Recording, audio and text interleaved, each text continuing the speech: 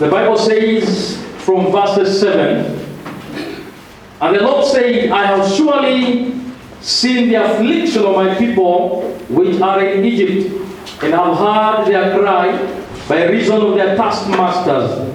For I know their sorrows, and am come down to deliver them out of the hand of the Egyptians, and to bring them up out of that land, unto a good land and a large, and to a land flowing with milk and honey, unto the place of the Canaanites, and the Hittites, and the Amorites, and the Perizzites, and the Hivites, and the Jebusites. Verse 9, the Bible says, and now therefore, behold, the cry of the children of Israel is come unto me, and I have also seen the oppression wherewith the Egyptians oppress them. Come now therefore, and I will send thee unto Pharaoh, that thou mayest bring forth my people, the children of Israel, out of Egypt.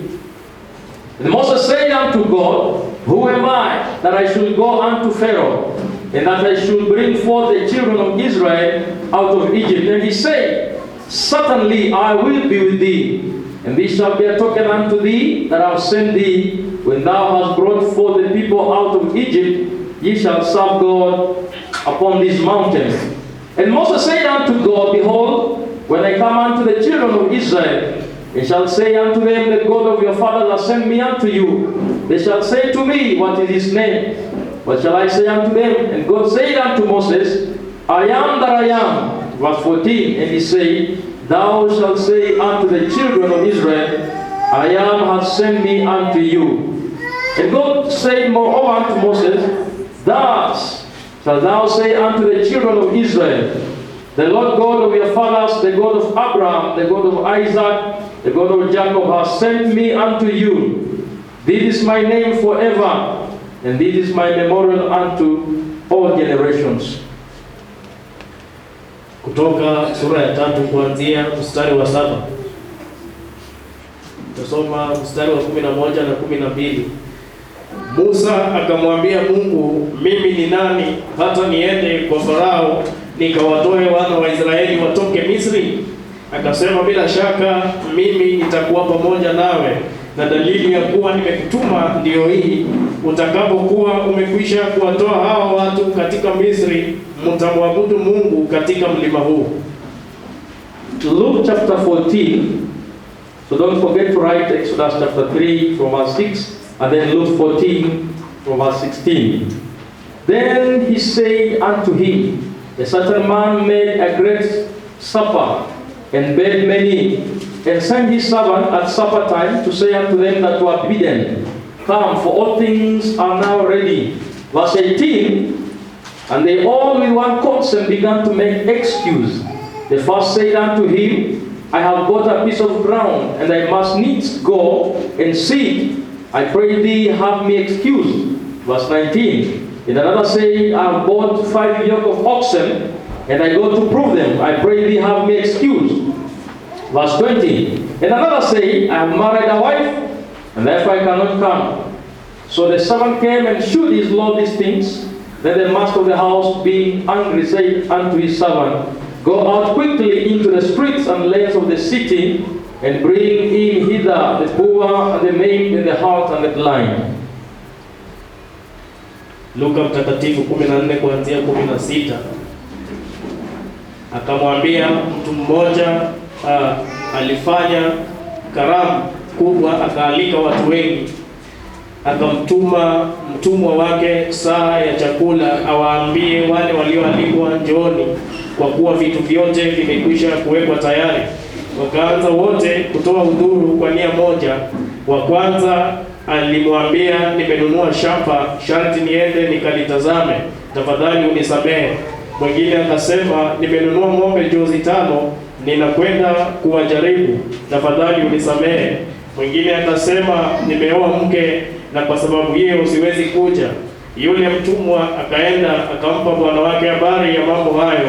Basi yule mwenye nyumba akakasirika, akamwambia mtumwa wake, toka upesi uende katika njia kuu na vichochoro vya mji, ukawalete hapa maskini na vilema na vipofu na viwete. Mtumwa akasema, Bwana, hayo uliyoagiza yamekwisha tendeka, na hata sasa ingaliko nafasi.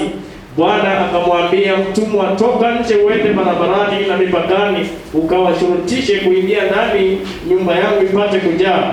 Maana nawaambia ya kwamba katika wale walioalikwa hapana hata mmoja atakayeionja karamu yangu.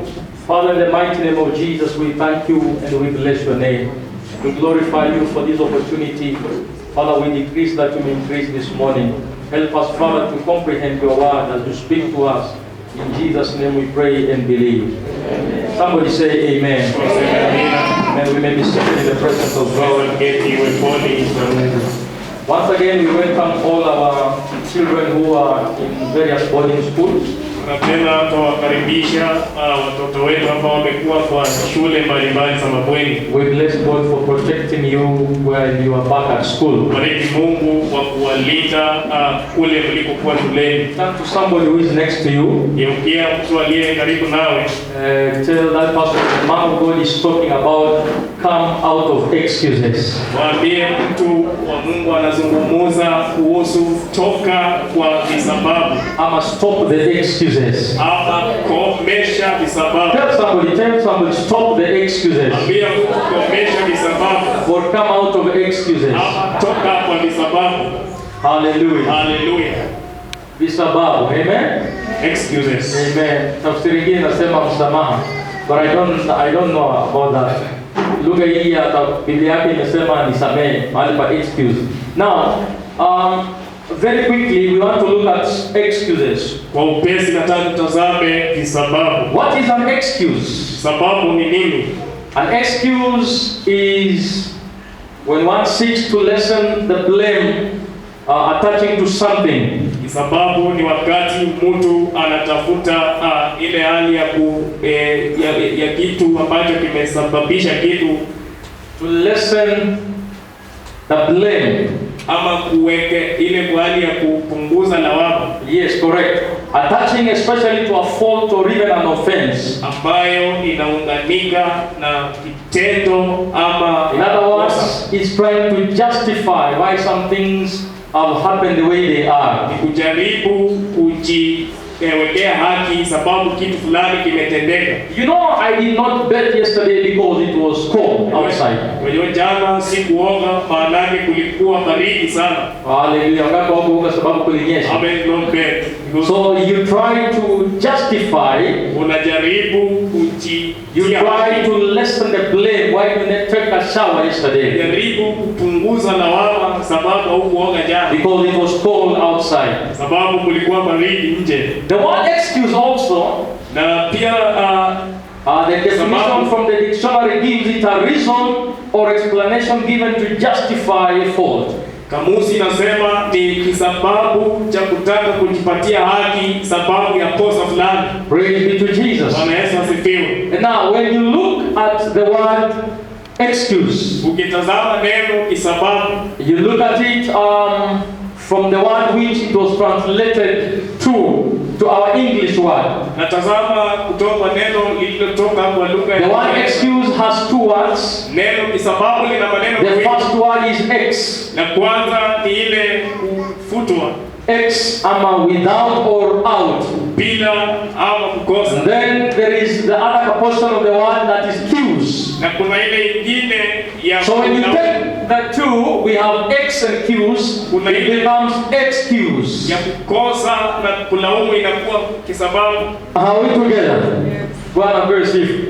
So we have excuse. Inakuwa kisababu. So excuse has ex and cuse. Iko na hiyo hali ya kukosa. And so ex means without or outside, or where we get our words like external, outside or without. Ya kwanza inamaanisha nje ama kukosa ama bila. And now we have the other one, cuse, which comes from the root word accusation. Mwisho inatoka kwa neno. And so when somebody says excuse me, mtu anaposema he simply means I am without accusation. Anasema nipo bila lawama. Please do not accuse me. Usinilaumu. Please excuse me. Tafadhali niruhusu. Sijui kama tunaelewana.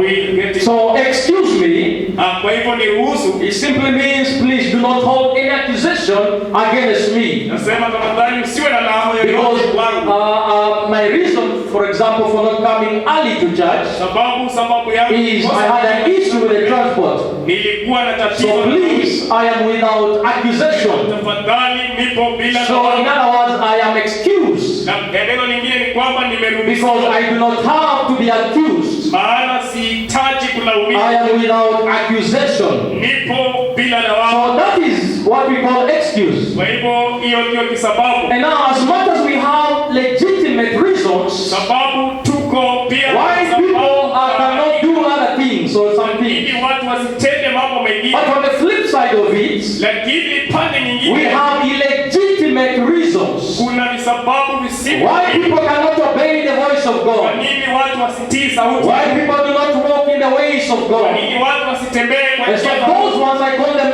excuse. Hizo twaita visababu. Probably you might not be accused by man, Waweza kosa kulaumiwa, but as far as you are standing before God, lakini unaposimama mbele ya Mungu, His word accuses you. neno lake linakuhukumu. And hence our topic come out of excuses. Na pia ndipo maana yetu ya kuja toka kwa visababu. Hallelujah. Hallelujah. Tell your neighbor come out of excuses. Yaani toka kwa visababu.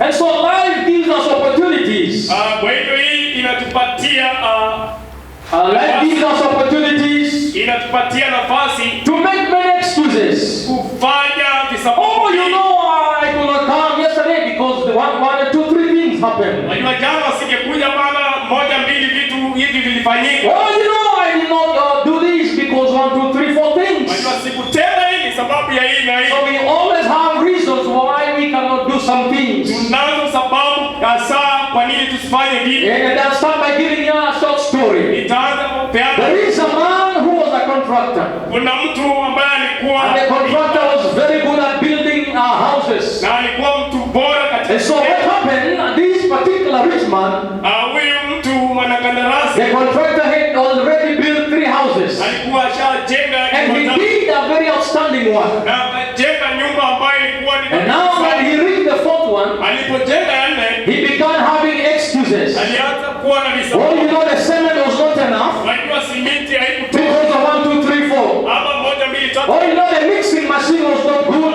Mashine ya kuchanganya haikuwa And sawa. now this rich man continued telling the contractor, Na huyu tajiri akaambia bwana, please ensure you bring out the best out of this house. hakikisha utajenga nyumba bora. And so this man kept on piling excuses, one Na after huyu another. alizidi kutoa visababu. And now after building the Na house, baada ya kujenga ile nyumba, when you compare it with the other houses he had built, ikilinganisha na nyumba zingine they were not, alizojenga, it was not a good house. haikuwa nyumba And so bora. the day of handover came, Na siku ya kukabidhi nyumba and ilikuwa. now the rich man came and the contractor came. Kwa hivyo mdosi alikuja na mwanakandarasi. And now the contractor says, here are the keys, I want to hand you the house. Akamwambia funguzi hapa, nataka nikupe Now nyumba. something shocking happened. Lakini cha kushangaza Are we together on that story? pamoja kwenye hadithi Something shocking happened. cha kustaajabisha. Now the contractor comes with the keys, Alipokuja mwanakandarasi with the handover documents, na stakabadhi za and kukabidhi, he tells the rich man, kaambia tajiri, now your project is ready.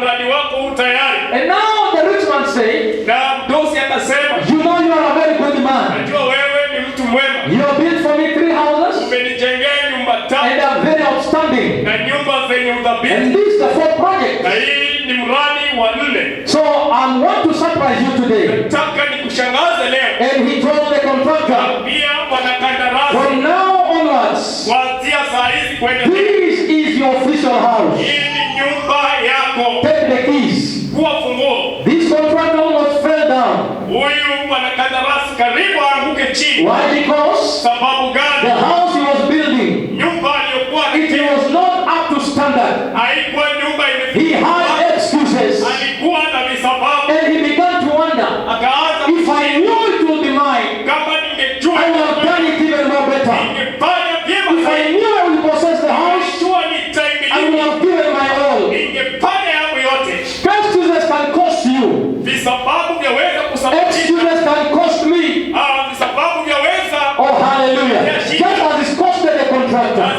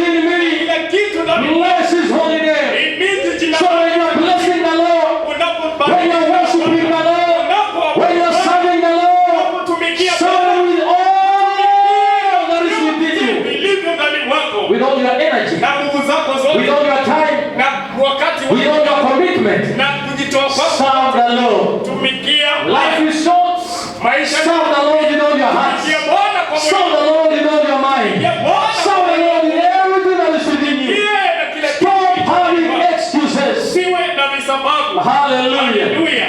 Hallelujah. Hallelujah. If you are together, put your hands together for Jesus. Kama tuko pamoja And now you will say, na Pastor, why couldn't you teach something good? mchungaji, mbona usinge alifundisha? Why are you touching on excuses? Kuza visababu. Jesus was our master.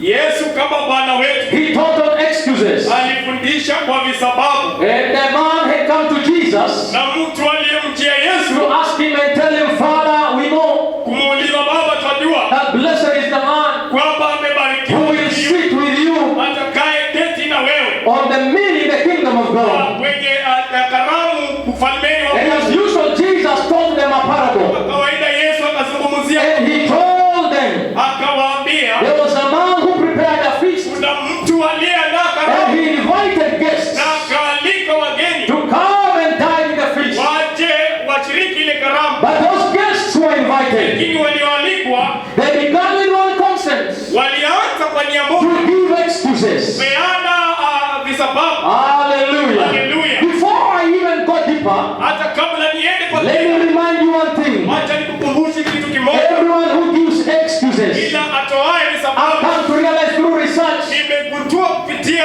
they know what they're supposed to do. kile kitu wanachohitaji kufanya, Yes, they know what they're supposed to do, wanakijua, but they don't do it anyhow. lakini hawakitendi. So therefore they give reasons Kwa hivyo wanatoa visababu, why they were not able to do wala hawangeweza what they kutenda are supposed to be doing. kilichofaa kutenda. Hallelujah. Hallelujah. So everyone who gives an Kwa excuse, hivyo yeyote they atoaye know what they're supposed to do. ajua anachofaa No kutenda. wonder they will tell you we cannot do this. Ndio atakalo kuambia siwezi fanya hili. Now, these people come, Watu huja they have been invited wamealikwa in the great supper. katika And karamu, one of them na says, mmoja wao asema, oh, I cannot come today. siwezi kuja I leo, just bought a piece of land. nimenunua shamba, I need to go and check the land. lazima niende nilitazama. But you again begin to dig deeper into the excuse. Na unaanza kutazama Whoever buys land without checking first. nani ananunua shamba pasipo So kutazama. it means at some point, Inamaanisha the man who had bought land aliyenunua had shamba checked that land before.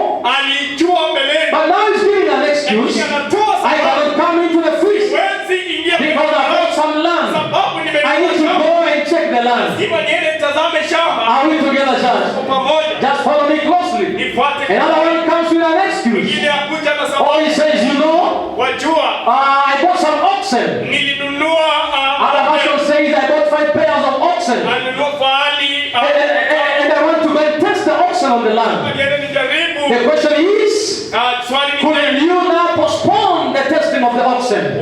hauwezi sitisha hiyo majaribio, You test the oxen another day. hauwezi wajaribu. Why couldn't you give priority to the feast? Kwa nini haupeana nafasi? And that goes to my teaching last Hiyo Sunday. inaenda kwa mafundisho. Whatever you prioritize in life, Chochote unachofanya, whatever you love in life, chochote unapenda you will maishani, give it attention. utakipatia. Whatever you prioritize, Unachokipatia you nafasi, give it attention. utakipatia If you prioritize Jesus, kama unaweka you Yesu, give Jesus your attention. utampatia muda wako. Oh, hallelujah. If you don't prioritize Jesus, Kama hauweki Yesu, he is on the last of your list. utamweka chini nyuma. Oh, hallelujah. When Hallelujah. you're doing your monthly budgets, Unapofanya whatever you prioritize, mwezi, unachoweka mbele it is seen on your list. inaonekana kwenye If orodha. tithe is not on your list, Kama hakuna zaka, it is not in your heart. hakiko moyoni If mwako. offering is not on your list, Kama hakuna it is not in your heart. haiko moyoni mwako. If it is in your heart, Kama iko moyoni mwako, it has lower priority. iko chini sana. Whatever you prioritize, Unachopatiana nafasi, whatever you love, unachopenda, you give it more attention. utakipatia nafasi ya mbele. Hallelujah. Hallelujah. Glory to God. Excuses. Visababu. Another one said, Mwingine akasema, you know, I've just got a new wife.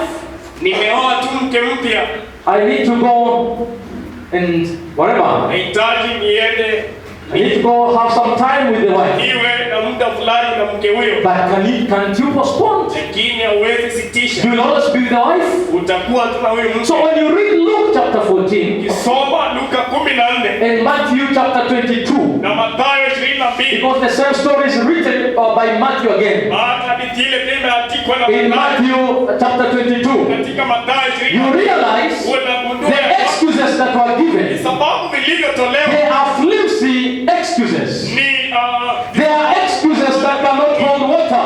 ni sababu visivyo dhabiti. And the Bible says, Biblia inasema, look at your Bible now. Look at your Bible. Luke chapter 14. Luka mtakatifu 14. Luke chapter 14. Luka mtakatifu Verse 18. The Bible says, and they all with one consent began to make excuses. Wakaanza wote kutoa udhuru kwa nia moja. Wakaanza wote kutoa udhuru ama vijisababu kwa nia moja. With one consent. Kwa nia moja. Now the three were invited. Watatu walikuwa wamealikwa. But with one consent, Lakini kwa nia they began to make excuse. wakaanza kutoa visababu. You know people who make excuses, Watu ambao hutoa they visababu can be united waweza kuunganika in making excuses. katika kutoa visababu. You know, I cannot live for God. You know, I'm a young man, I cannot live for God. Kuishia Mungu It's difficult to live for Jesus. ni vigumu kuishia Yesu. There's a lot of pressure going on around. Kuna misukumo Who mingi. told you you cannot live for Nani Jesus? amekwambia huwezi ishia Yesu? You know, as a mother, Wajua kama mama I have a challenge in my marriage. una changamoto kwenye ndoa My yako. husband is not performing. Mume wangu watendi. I need to get somebody else in marriage. Nahitaji nipate mtu mwingine. You have a reason Una to kisababu make an excuse. cha kufanya. Who told you you cannot live for God? Nani amekwambia? Who told you you cannot serve Nani God? amekwambia wewe? Oh, you know, as a man of God, Wajua mtu I have a lot on my table. nina mengi. I cannot pray enough. Siwezi I omba. cannot fast enough. Siwezi funga. You have a reason Una sababu. not to do what you're supposed to do. Usitende So all around the circles, yote kwenye you mviringo. know, I'm just a leader in the church. Kwa mimi ni kiongozi. Now, how watu wamenichokesha? These people fed You up. have a reason Una to sababu make an excuse. ya kutoa kisababu. But again, who told you you cannot leave? Nani amekwambia huwezi ongoza? Hallelujah. Hallelujah. Oh, you know, at my place of work, Unajua mahali pa kazi. my boss is not understanding. Bwana wangu si wa Even kuelewa. if I may request for permission, Hata nikiomba he will not allow me. hata niruhusu. Have you tried praying about your boss? Kuzungumza na You Bwana. have a reason to make an excuse. Una sababu ya kutoa kisababu. So all the time we have excuses. Kwa hivyo kila mara tuna And the Bible says with one consent, na Biblia inasema they began to make excuses. walianza kutoa udhuru. We have divine unity. Tunao umoja wa kiungu. That is the Bible, which the Bible speaks of in Psalms 133. Ambayo Biblia inazungumzia katika Zaburi And at the same time, we have demonic unity. na pia kuna umoja wa kishetani. Hallelujah. Haleluya. Bwana apewe sifa. Bwana Yesu asifiwe. Kama unasikia, pigia Yesu makofi mazuri. Jesus asifiwe. Kuna umoja wa kimashetani pia. There is also satanic unity. Na ndio unapata umoja wa kimashetani Where you find the satanic wakati unity. watu wamekusanyika sasa, When people are united, wanasema lazima tuangushe chairman. they say we must fall down. Wanashikana na umoja. They unite. Lakini that is not the unity of Jesus. Lakini huo sio It umoja is wa what Yesu. they call demonic unity. Kunacho kile kinaitwa umoja wa kishetani. People can be united on a wrong course. Watu waweza kuunganika katika sababu People can be united on a right course. watu wanaweza kuunganika kwa sababu ifaayo. So not all unity is Sio biblical. kila umoja ni wa kibibilia. Oh, hallelujah. Hallelujah. But I want to declare this morning, Nataka nitangaze asubuhi hii, every demonic unity kila umoja wa kishetani against your life, kinyume na maisha yako, against your children, kinyume na watoto wako, we declare it sin in Jesus' name. sasa Oh, imeshindwa. hallelujah. Kama Yesu. Every demonic unity Kila umoja wa kishetani against your marriage, kinyume na ndoa we yako, declare it defeated in the name of Jesus. jina la Yesu. Every demonic unity Umoja wa kishetani against your children, kinyume na watoto we wako, declare it defeated in the name of Jesus. jina la Yesu. Every demonic unity Umoja wa kishetani against your education, kinyume na masomo we yako. declare it defeated in the name of Jesus. Can I hear better amen? Can I hear better amen? There is demonic unity. Kuna umoja wa kishetani And we have divine unity. na kuna umoja wa You kiungu. want to see demonic unity? Na kuona umoja wa When you kishetani, read the book of Acts chapter 23, soma kitabu cha Matendo ya Mitume. more than 40 men. Zaidi ya watu 40. Let me show you there very quickly. Wacha nikuonyeshe pale More than 40 men. zaidi ya watu 40. Acts chapter chapter 23, Matendo ya Mitume 23 verses 12. mstari wa 12. Hallelujah. These men and women were united. Watu hao waume kwa wake walikuwa wameunganika. Let me show you quickly. 23 verse 12. Soma kwa Kiswahili. Matendo ya Mitume 23:12. Yes. Kulipopambazuka, Wayahudi wakafanya mapatano. Wakajifunga kwa kiapo. Kwamba hawatakula chakula chochote. Wala hawatakunywa. hata wamuue Paulo. Mpaka wamuue nani? Hawatafanya nini? Hawatakula. Hawatakunywa. Mpaka Paulo akufe. So kuna mmoja mwingine, si mmoja, wote ni wa kimungu. Watu wanaweza ungana kwa mmoja vitu vibaya. Watu wanaweza ungana kwa mambo mabaya.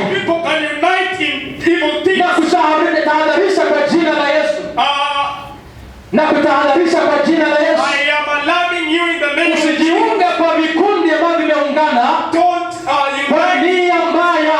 United in an evil intent. Hallelujah. Hallelujah. Amen. Asa tusaidie glass jameni hapa tunywe maji.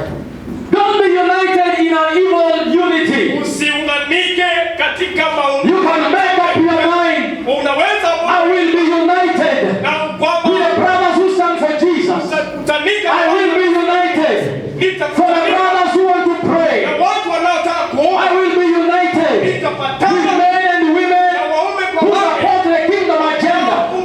I will not be united with men and women who want to bring down the brothers, who want to bring down our sisters, who want to bring down the church.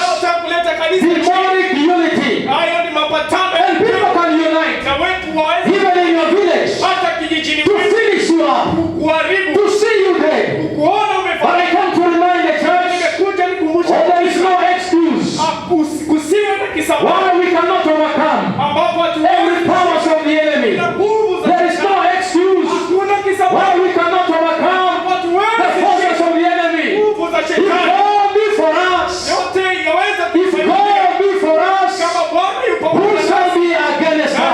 Because he that is in us is greater than the world who is in the world. If Jesus is on our side, it doesn't matter how many are united against you.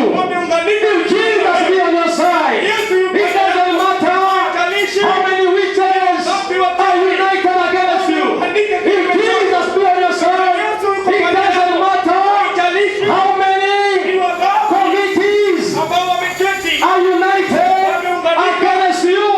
By the power of the Holy Ghost, they will not overcome. By the power of the blood, they will not overcome. In the name of Jesus, they shall be defeated. Put your hands together for Jesus. They shall be defeated. Wanaume zaidi ya 40 wakasema tutakunywa mpaka Paulo akufe. Sio kila mtu anafunga mafungo mazuri. Kuna wale wanafunga ukufe mahali ulipo. Kuna wale wanafunga watoto wako waharibike. Kuna wale wanafunga jamii yako isiendelee. Kuna wale wanafunga fedha zako zisiendelee. Ndio maana watu wengi wanapata pesa, lakini hakuna hata nguo wamenunua. Sasa hivi tumefika mwezi wa 3, hakuna hata nguo wamenunua. Hakuna kitu umefanya. Na wewe shetani amekufunga, hutaki kutoa zaka, hutaki kutoa matoleo. Oh, Bwana apewe sifa. Lazima tukatae roho ya excuse. Hata jirani kataa roho ya kujisababu. Kuwa mtu wa kutolea Mungu. Kuwa mtu wa kuomba usiku na mchana. Tafuta uso wake Mungu. Wachana na visababu. Amen. Amen. We get all kind of excuses. Tunapokea sababu vya kila aina. Oh, you know, I cannot eti wajua siwezi do this and this. Utenda hili na hili. Now, napoenda kumaliza, let me turn to the book of Exodus then. As I'm almost done, let me go to Exodus.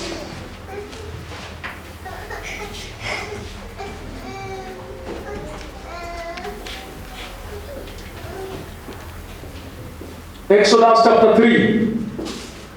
Are we all there? If you're there, say amen. Amen. Exodus is in the Old Testament. Kutoka New Testament. Kutoka iko katika Agano la Kale. Old Testament. Agano la Kale. From verse 7. Now God is calling Moses. Mungu amuita Musa. God is telling Moses. Amwambia Musa. And the Lord said, I've surely seen. Bwana akasema hakika nimeyaona The affliction of my people. Mateso ya watu wangu. Which are in Egypt. Walioko Misri. And have heard their cry. Nami nimekisikia kilio chao. By reason of their taskmasters. Sababu ya wasimamizi wao. For I know their sorrows. Maana nayajua maumivu yao. Rudia kwa Kiswahili. Bwana akasema hakika nimeyaona mateso ya watu wangu walioko Misri. Yes. Nami nimekisikia kilio chao kwa sababu ya wasimamizi wao. Aha, songea hapa sasa. Toka hapo nyuma, songea hapa mbele. Now look at us, church. Now first of all, cha kwanza, God is speaking to Moses. Mungu akizungumzia Musa. And when you read the Bible very well, Exodus chapter 3, somapo Biblia vizuri, God is appearing to Moses. Mungu amuonekania Musa in a burning bush. Katika, and he tells Moses, I'm sending you now na mwambia Musa to redeem my people kwenda kuwakomboa out of bondage, kutoka kwenye ufungwa. And now when you look at Moses, na ukitazama Musa, and this is the natural replica or reply we give to God. Na hii ni ile hali ya kiasilia ya jawabu tunazopatia Mungu. When God chooses people, Mungu anapochagua, people begin to give excuses. Watu waanza kutoa visababu.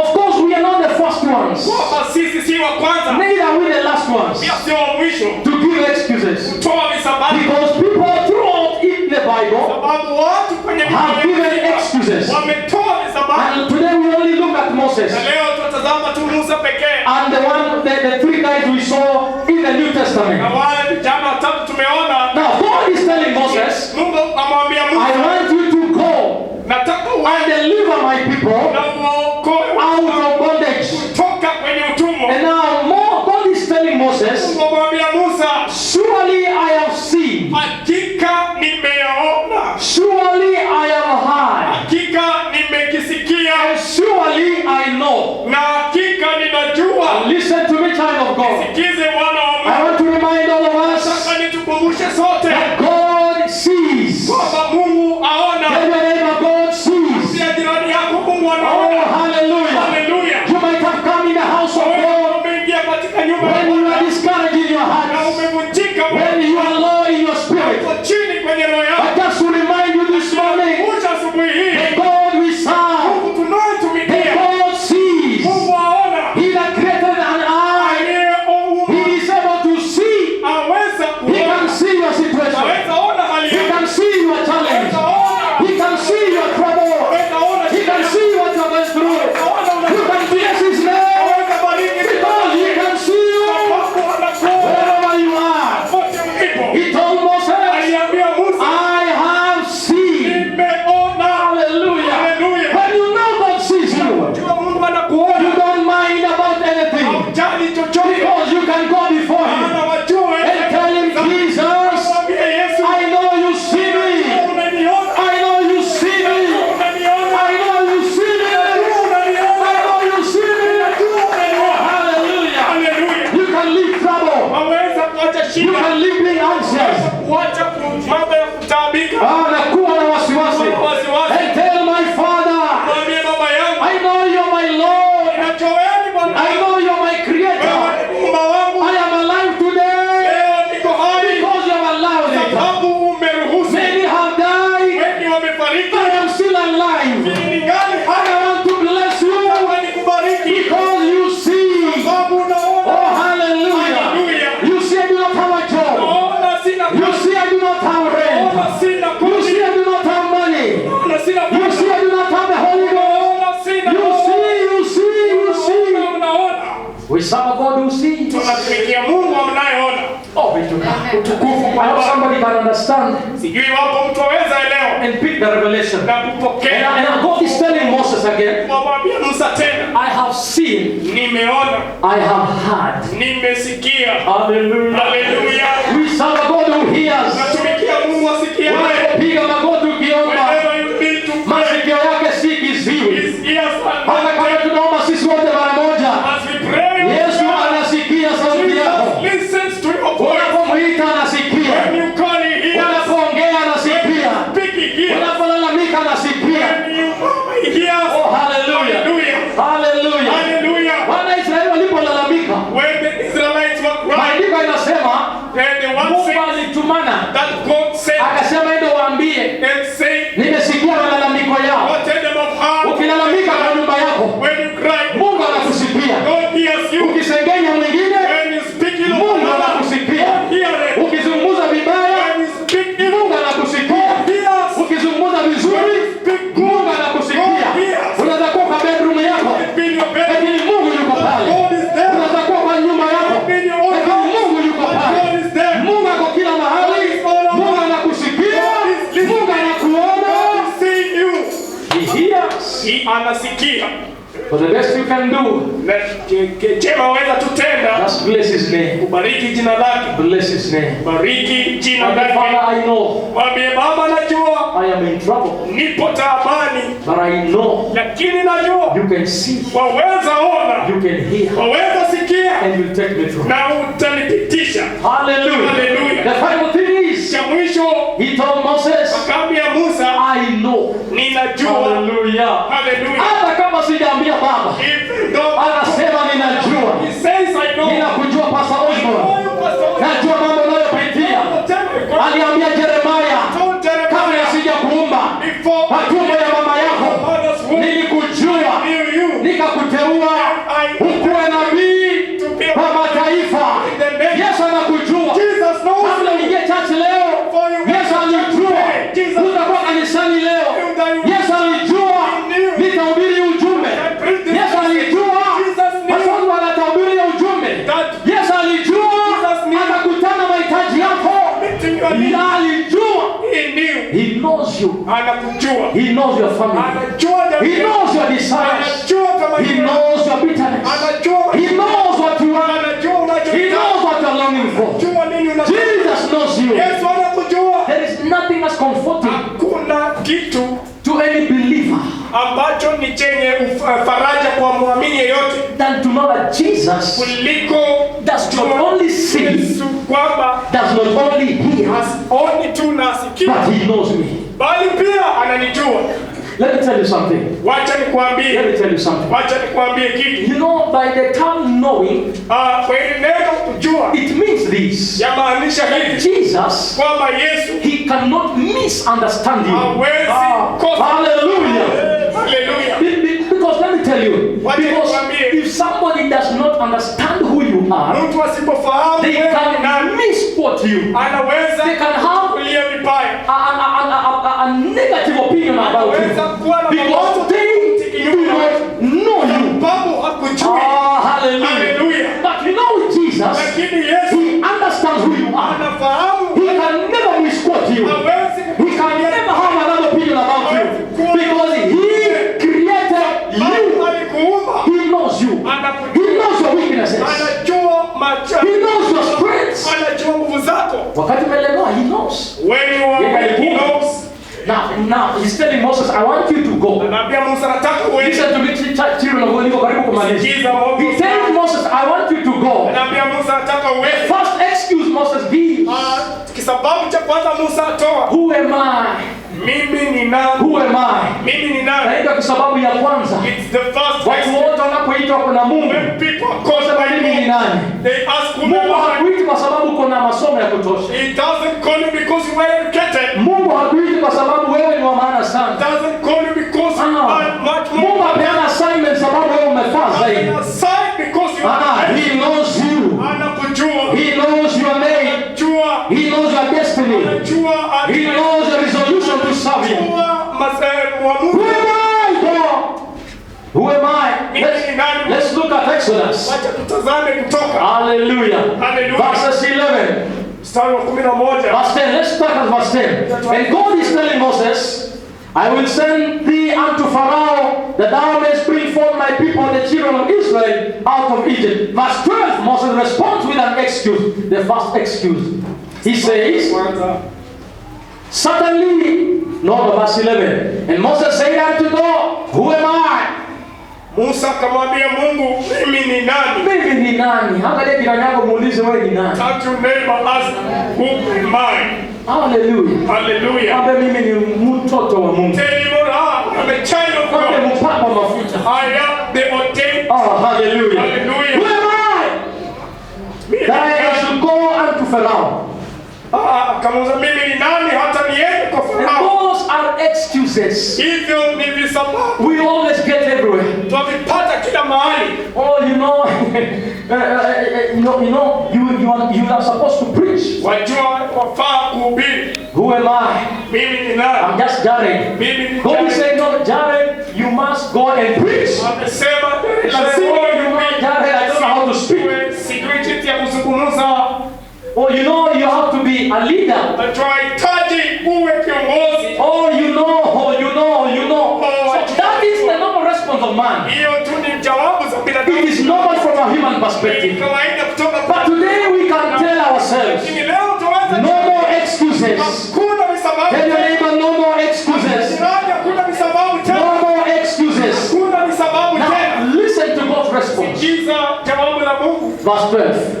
Because God provides solutions to every excuse. Mungu peana God told Moses, and he said, certainly I will be with thee, and this shall be a token unto thee, that I have sent thee, when thou hast brought forth the people out of Egypt, ye shall serve God upon this mountain.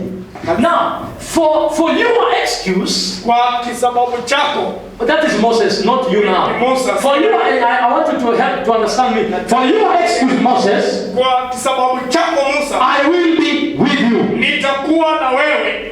All right, are we together? Tuko pamoja. Now, listen to this. Sikiza hili. Come, Mr. Jay.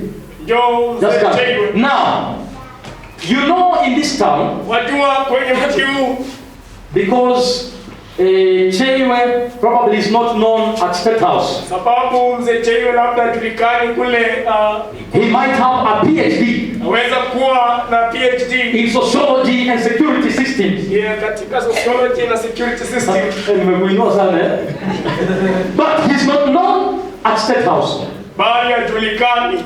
Now, when he goes at State House, Lakini aendapo ikulu or any other office for that matter, ama ofisi yoyote ile, he goes to the office aenda kwenye afisi and they tell him, who are you? muulize wewe ni nani? Nitamaliza na hiyo. The other excuse nitasema Sunday. Who are you? Waamuze wewe ni nani?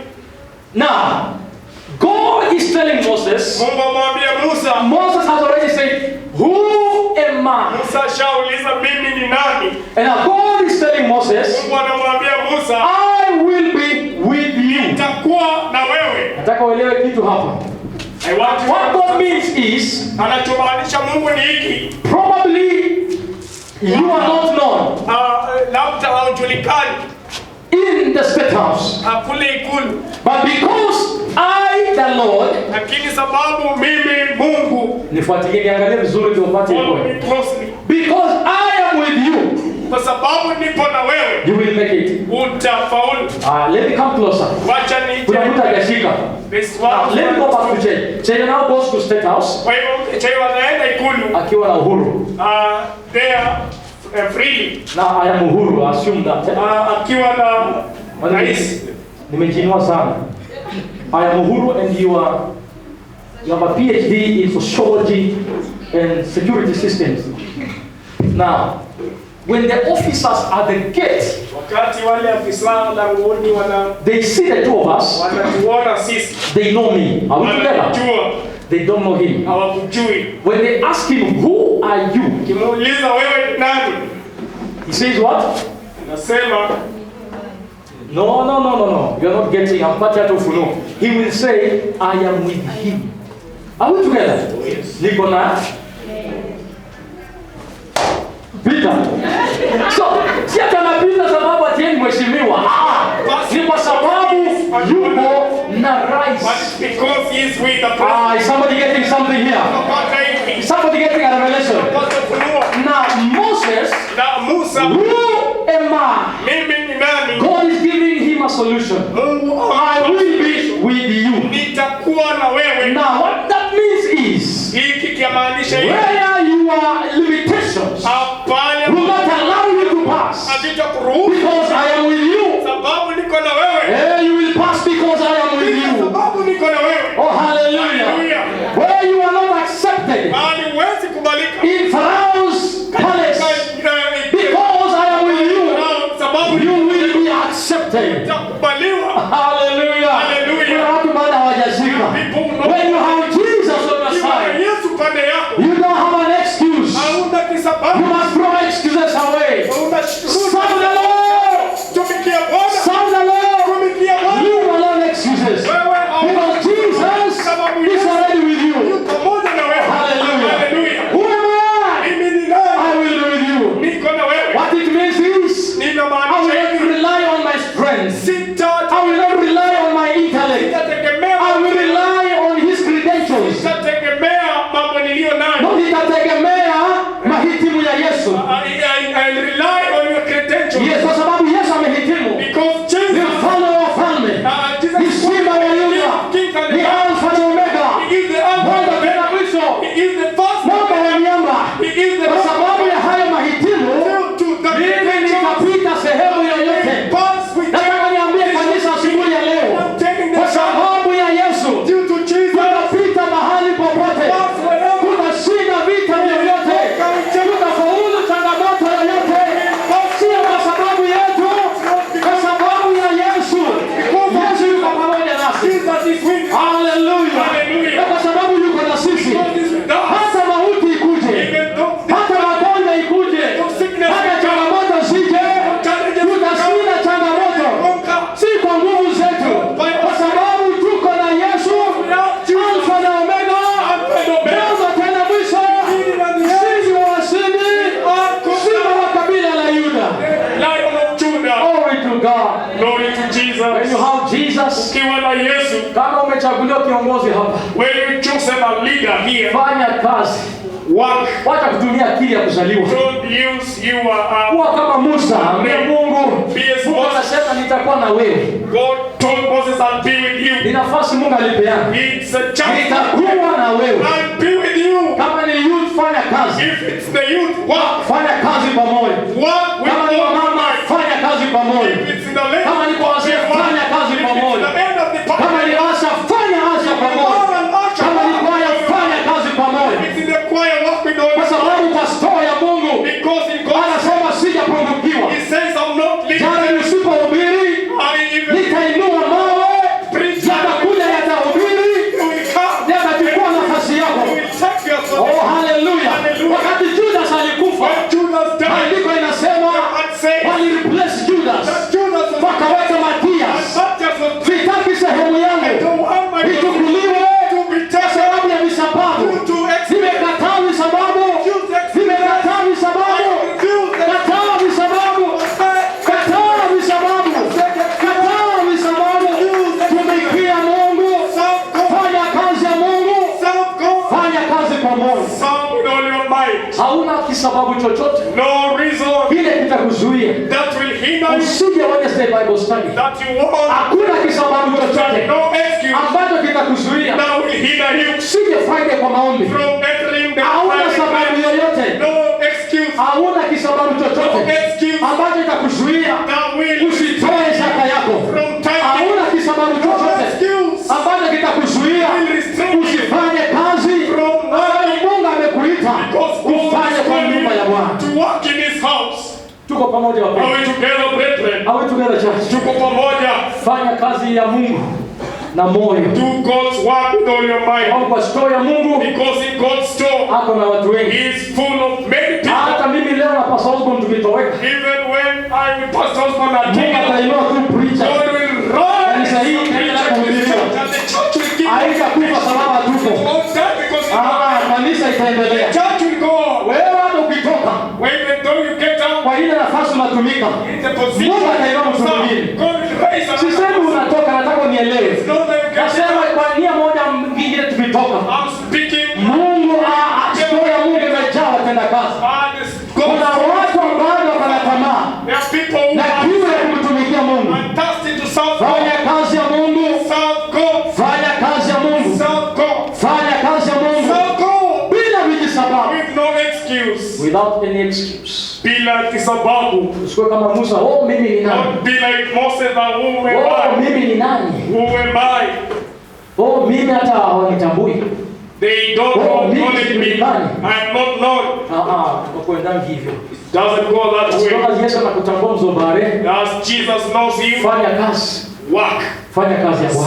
Serve him. As long as Yesu anakutambua, As Jesus Brother Mera, fanya knows you, kazi. Brother Mera, serve usiwahi him. kupigiwa makofi na mtu. Don't wait to be Fanya kazi ya clapped for. Mungu. Serve God. Na kitu kinanifurahisha mimi, Whatever pleases me niwaambie kwamba Yesu huyu is that this Jesus, bado anaokoa, he saves, bado anajaza, he feedeth with the bado word, anainua, he raiseth, na bado anaita, he calleth. na bado ako na wanaume, He also has ako happy na men wanawake with women ambao wako na kiu, that are wako thirsty, na njaa that are ya hungry kumtafuta, to seek him. wako na kiu They are thirsty, they are hungry ya kumtumikia. of serving him. Huyu kijana ambaye tumebatiza leo, mmoja wa hawa The boy who was baptized today ni mmoja wa vijana nilipata pale nje karibu mahali unauza nyama, tukaongea na yeye. is one of the young men I found there at the butchery. Tulikuwa pale wiki yake, niambia mchungaji, nataka kutumikia Mungu. I was there, he was telling me that pastor, Mungu akanikumbusha, bado naokoa, God reminded me that he's still serving. bado ninainua, He's still rising. bado nafanya I kazi. am still working. So usiwache nafasi yako Don't let your position ichukuliwe na mtu be yoyote. taken by Ewe anyone else. kijana unayenisikiza, You young man listening usiache to me, ujana ikuingie don't sana, let your youth enter ukasahau kama ujana wako you. lazima umpendeze Mungu. Remember that you must please Kumbuka wewe God. sio kijana wa kwanza. Don't think that Na you wewe sio wa are mwisho. and you the last one. Wakina Ezra ndio hao wamezaliwa, Ezra is his kesho God. watakuwa vijana. More than be young. Walitema kuwa kijana, When they be wewe young, utakuwa sasa mbaba, you will be now. wewe utakuwa mama. You will be now. Tumikia Mungu kwa ujana wako. Serve God in your Kama youth. uko mama hapo unanisikia, You are a lady here. kumbuka kesho Remember tomorrow. msichana wako atapata mtoto, Your daughter. utakuwa sasa kushosho, Now I challenge you utakuwa to be a grandmother. grandmother. Kesho tu hivi This tomorrow. utakuwa grandmother, You'll be a grandmother. utabaki mama peke You will yako. remain a man. Title ina change kila wakati. Titles change. Title inaitwa baba You now call a kwa father sababu tuko na watoto, because we have unaitwa mama You kwa call sababu tuko na father watoto. because you have children. Title ikichange When the title changes, unaitwa buka, you'll be called unaitwa grandfather. shosho. You'll be called Wengine grandfather. wako karibu kuitwa, But you, wengine tayari unaanza kuitwa. others have begun to Shukuru go that Mungu way. kwa kila Thank hatua. God for every Mwambie kwa kila hatua, Tell him in every step. sitaki I visababu don't want any ya reason kukosa kufanya kazi ya or Bwana. excuse to serve you. Ndio maana tunaingia hapa kila siku, That's why we enter in this house every day. na nilisema hivi, And I say this way. na nataka tu niwaambie pia ninyi. And I want to tell you, Ukisoma Yakobo anasema when you read James, msitamani kuwa walimu wengi, he says don't desire to be kwa sababu walimu ambao wanafundisha neno because teachers who teach the word, mapigo yao ni kubwa sana. they are Mapigo yao sasa saidia, mapigo ni nini? Mapigo yao ni kubwa sana. their affliction is great. Affliction is not the right word, lakini ni sawa. Mapigo yao ni kubwa sana, hope tumeelewa. Na nikamwambia Mungu, watu wote ambao wanasimama si kwa kanisa hili pekee, All kanisa people lolote mahali stand popote, in this church. wanajua mzigo ambao uko juu ya vichwa vya wale wanahubiri na kufundisha. on the heads of Lazima teaching and preaching. tujitolee, We must give ourselves tutafute uso wa Mungu, to seek God's face, tutafute wa Mungu, to seek God, na tutafanya kazi kwa njia safi. and we serve Him Na wewe pia in a way. tafuta Mungu, And you also seek God uongoze nyumba yako vizuri. lead your house. Tafuta Mungu, Seek uongoze God. watoto wako vizuri. Lead your children. Tafuta Mungu, Seek God. uongoze vizuri. Lead. Uongozi si kanisani peke yake. Leadership is not Kuna wale only in church. wameshindwa kuongoza hata kwa nyumba. People are unable to lead in the houses. Anasema mtoto kama Enoch, They say that the child is able. simama kijana, anasema oh, huyu mtoto amenishinda. Say I'm able to control this. Unapata mzazi ako na confidence, Find a parent anakuambia huyu confident amenishinda. that he is above me. Akiwa high school afadhali, In high huyu school. Enoch amenishinda. But this one is above me. Mpaka unashindwa, huyu amekushinda. You want that this one. Jamani, Truly, kiongozi. a leader. Tuache na excuse, simama kwa miguu yako. Leave excuses. Simama kwa miguu yako. Stand on your 2 feet. In the name of Jesus. Katika jina la Yesu. Ambia Mungu nisaidie. Tell God, help me Tuachane na visababu. to leave excuses. Visababu ya kuingia kwa nyumba yako. Excuses not to enter your Visababu kwa nini house. siombi. Excuses as to why I Visababu am kwa nini praying. sikutumikii. Excuses to us, I'm not Inua serving mikono you. zako mwambie Bwana. Lift your hands and speak to God. Just speak a word before the Lord. Zungumza neno mbele ya Bwana. Vijana kule nyuma, inueni mikono zenu. Young people there at the back, lift your Ambia Mungu hands. nisaidie. Tell God, help me. Nisaidie nikuishie. Help me to live for you. Nisaidie nikutumikie. Help me to serve you. Lift up your hands before the Lord. Mikono yako mbele za Bwana. Ambia Mungu nisaidie. Tell him, God, help me. Niepushe na vijisababu. Father, Niepushe na sababu out of ambazo excuses. zinafanya nisikutumikie. Father, take me out of excuses that In the name of enable me to Jesus. serve you. Katika jina la Yesu.